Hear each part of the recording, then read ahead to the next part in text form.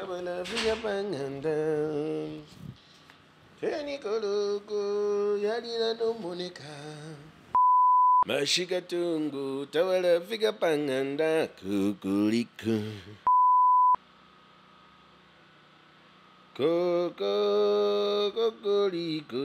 Kukuliku. Awe kebo yenu hivi ngatamwa chimpeda.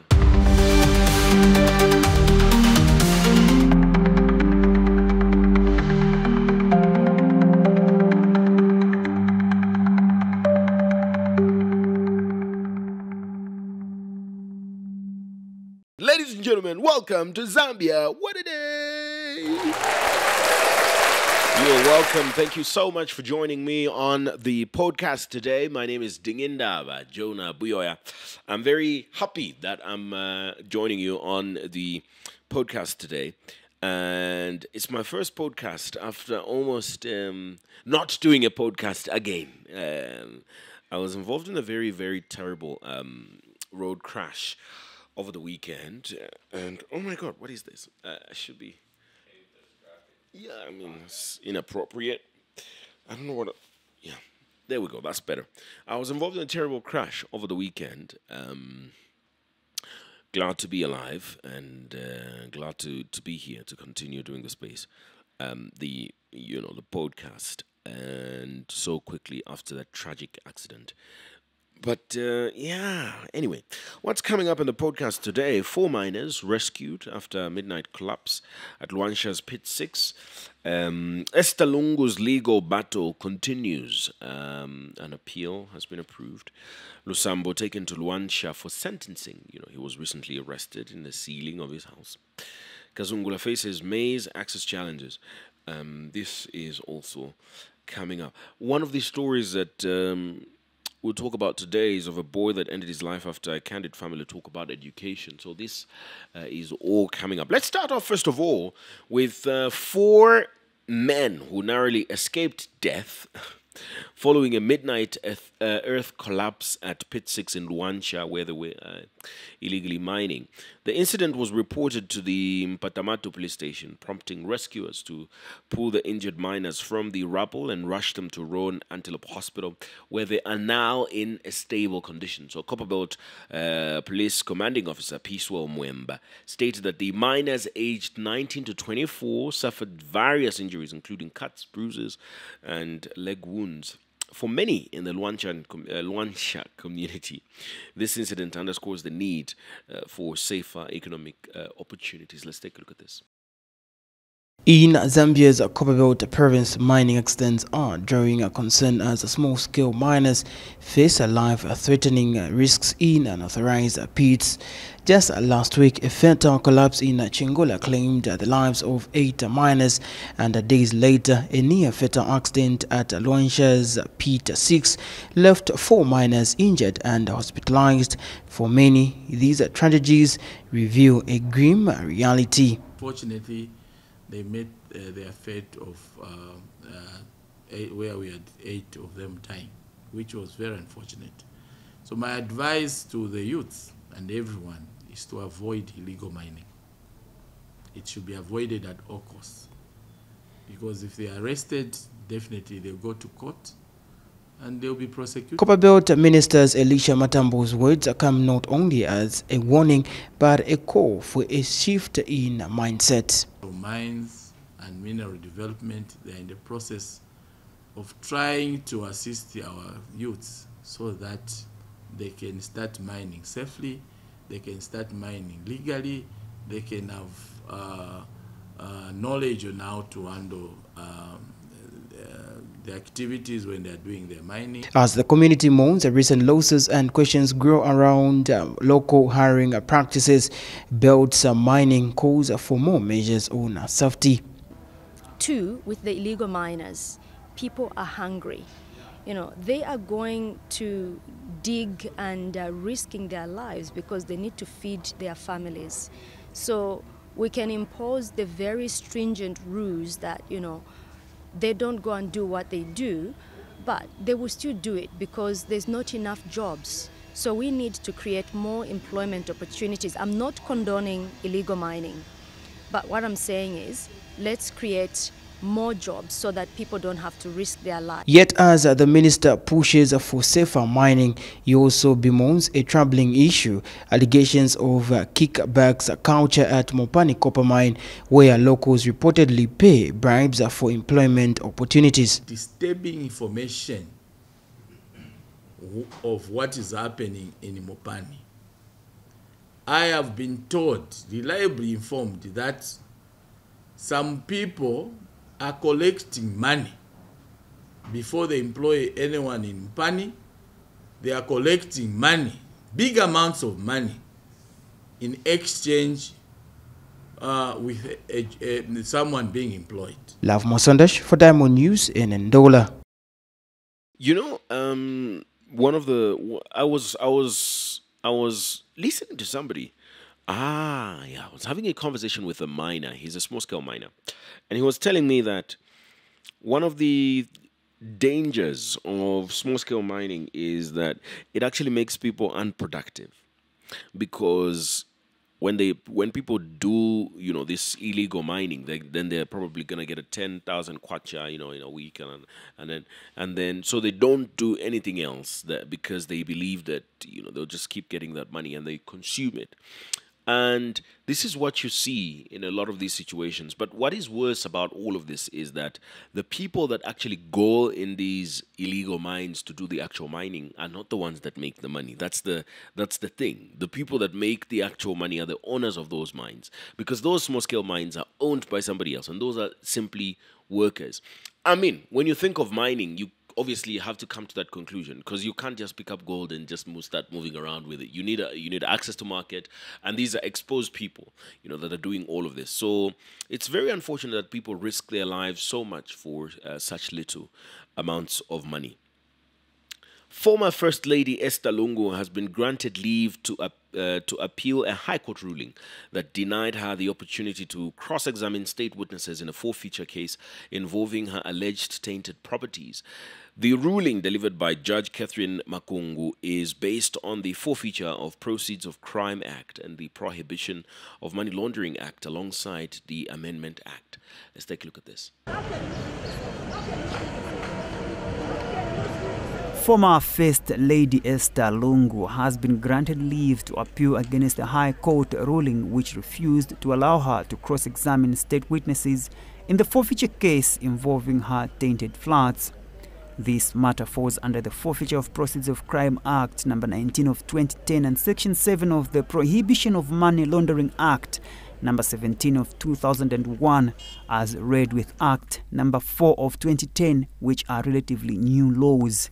Just like any other days on court matters involving the former First family, the outside of the Court of Appeal was heavily guarded by police officers. When the matter came before Judge Catherine Makungu, the court was of the view that the questions raised are important and that there is a need for further argument. A decision from the Court of Appeal would be to the public advantage, further indicating that the appeal is likely to succeed. The matter was heard in chambers before Court of Appeal Judge Catherine Makungu. The court explains that the test for granting leave to appeal has been met. For the foregoing reasons, the court has granted the application leave to appeal against the lower court's decision made in May 2024. Mrs. Lungu was aggrieved that the lower court did not permit her to call the witnesses. She believes that the trial was unfair because she was not given an equal opportunity with the respondent to present additional evidence.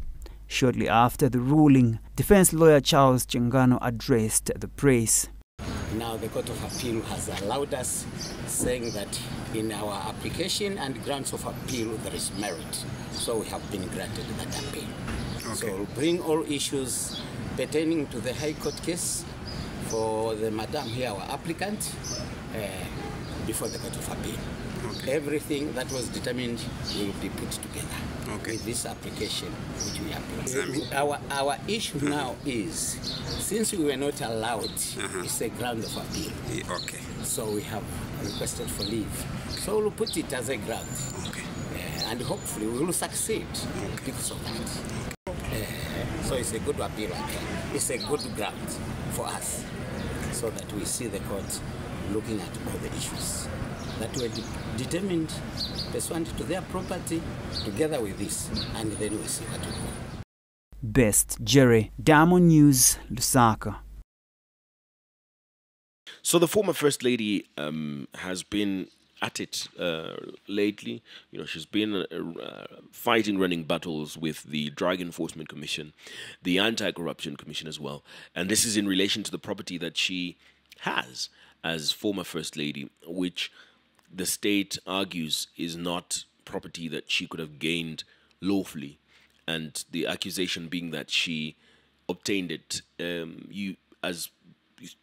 she has it as proceeds of crime. So very, very unfortunate situation that she finds herself in. But as we always say, when it comes to issues like this, I mean, let the law take its course at the end of the day. And we'll see at the end of the tunnel what exactly has been happening. And she's now appealed, so it also gives her an opportunity to exonerate herself if ever such presents itself. Former Lusaka Province Minister Bowman Lusambo has been taken to Luanshya for sentencing after spending 3 days at Chilenje Police Station in Lusaka. Mr. Lusambo was arrested on Friday by the Zambia police acting on a bench warrant issued by the Luanshya Magistrate Court. This is in a case involving the assault of 2 supporters of the National Democratic Congress, NDC, a few years ago. And Mr. Lusambo told the media before boarding the police Land Cruiser that the Patriotic Front Party remains strong and that they will bounce back to power in 2026. Let's take a look at this. After spending 3 nights at Chilenje Police Station, former Lusaka Province Minister Bowman Lusambo has been moved. Officers unlocked the cell, guiding him through the narrow corridors of the station. Outside, a police vehicle was waiting. But before Mr. Lusambo could climb the vehicle, he had some words for the people. We are coming back to get the country in 2026. We are very strong. Okay. The vehicle pulled away, taking the former Kabushi lawmaker towards a future he could neither predict nor control. He was arrested on Friday by the Zambia police following a bench warrant issued by the Luanshya magistrate. He is expected before the court for sentencing after judgment was passed in absentia. Victoria Kayeye Yambani, Diamond News. All right, my final story here is a boy who ended his life. But before we get to that, recently, and I hope my producer and my editor can be able to get this, if you can please get the call. I had a call with Bowman just a few weeks ago, and we were talking about these court cases. He had been acquitted for one. So if we could just cue in that video and just listen to the call, because in that call, he talked about how draining it was to have a lot of these court cases. I can't call him now because obviously he's behind bars, but let's take a look at this.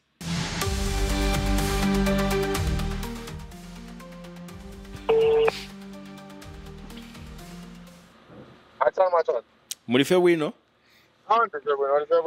Ndife wino. Ndem tumina ndipa podcast nachanda pali story ya kwito. I said, let me call my older brother and just talk to him and find out how he's doing after being acquitted today. What time? No, like I'm recording right now, so I'm just I just wanna hear how you're feeling. Okay, thank you very much, Jonah. For me, I put all these things in the hands of the Lord because I believe that I've been vindicated in this case, and there is no other comment which I can make apart from saying we thank God for this day, and we'll continue looking up to God to see to it that all the remaining cases can finish in the same manner. I wanted to find out also something different because I see you, you've been going to court a lot, and I know that it can be really draining. And when you were going there today, did you anticipate the outcome? Did you think this was going to happen, or you were nervous as you were going there today? Nervous not, but draining, yes, because I've been in court from 2021 up to today. So I've been disturbed on a lot of things. You know, I've stopped concentrating on other things like business. I've stopped concentrating on other responsibility as a family person. But today when I was going to court, I know that I'm in court because of politics, and I haven't committed any offense anywhere, but I'm in court to clear my name. So I was not nervous. Finally, I have to let you go because this is an ambush, so we're not going to get into a detailed interview. But you've also been a bit quiet on the political side compared to what you've always been like. So what is going on in the background? What's going on in the background?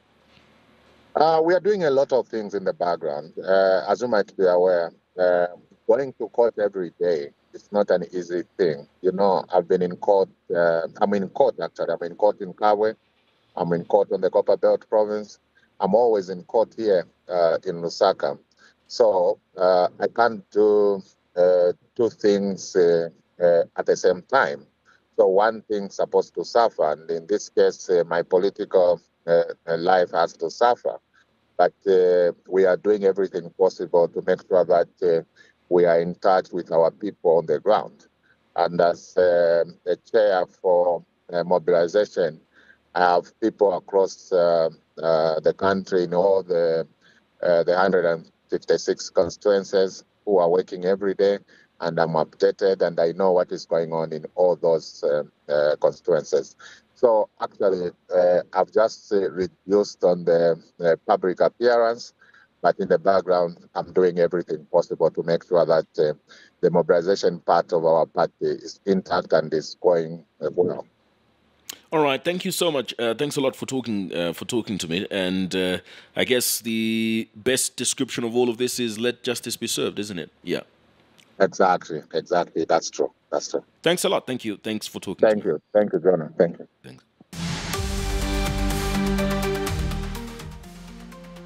Yeah, now family and friends have been left in shock after a 16-year-old grade 9 pupil of Chinsali Day Secondary School ended his life on Sunday in unclear circumstances. So the incident happened in the morning after a father-son candid talk on Saturday night on the importance of education. Titus Mulena left home early on Sunday before anybody else woke up and was only discovered dead hanging to a tree later in the day. And the mother to the deceased has described the incident as shocking, as the deceased was a calm, friendly and jovial young boy who never had issues with anybody. We've got details in the story. Suicide cases involving young people have become rampant in Chinsali, with the latest one being that of a 16-year-old boy. Titus Mulena of Chinsali's Seed Farm area and a grade 9 pupil at Chinsali Day Secondary School Sunday morning took his life by hanging himself to a tree. His mother shares details of what transpired.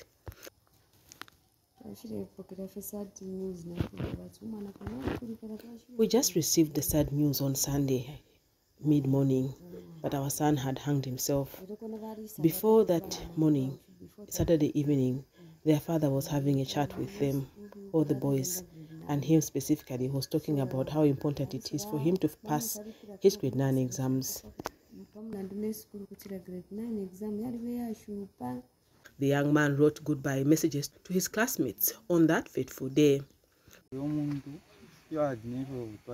was his classmate and a friend. I never expected that Titus would be capable of taking his own life.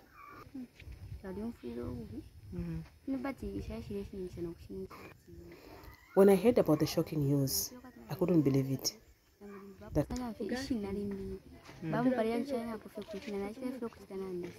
The civic leadership is disturbed at the rampant loss of lives which have continued to occur within a short space of time. It's a very sad development and a very sad situation. When we are losing our future leaders in this manner, it's very sad. Otherwise, this is not the first time in my ward to experience a death of this nature. Programs, nothing about kuri misuse. balapita mu bakanso balanda. Let's take up even suicide cases. Pama radio, Pama TV. The concerned neighbor is heartbroken. As a neighbor, I'm still in deep shock. And I think what we need now are prayers. We need to join hands to pray for the young people, because they have continued to do this. As a parent, we are failing to speak to them, because once you do, you end up receiving a message that your son has committed suicide. The real motive for taking his life has not yet been established, but both family and police suspect no foul play. The body of the deceased is expected to be transported to Kasama for burial. Cecilia Kayaya Mporokoso, Diamond News, Chinsari, Mchinga Province. One of the things that gets more and more complicated is how we will never understand what happens inside someone's head. And that's why we're always encouraged to be very cautious. I mean, it's a learning process for everybody. And to be emotionally intelligent is not so easy. But you can understand that sometimes some things are inexplicable. Like, you can't really explain how something has happened or why it has happened. But they happen nonetheless. And it's very unfortunate that this has happened to this young life. And we wish the family well in this very trying time. And that should actually bring us to the end of our space. I keep saying space instead of podcast, but it's the same thing, isn't it? I think it's the same thing, podcasts and spaces. It's all audio and all of that. But thank you so much. My name is Dingindaba Jonah Buyoya, Zambia. What a day.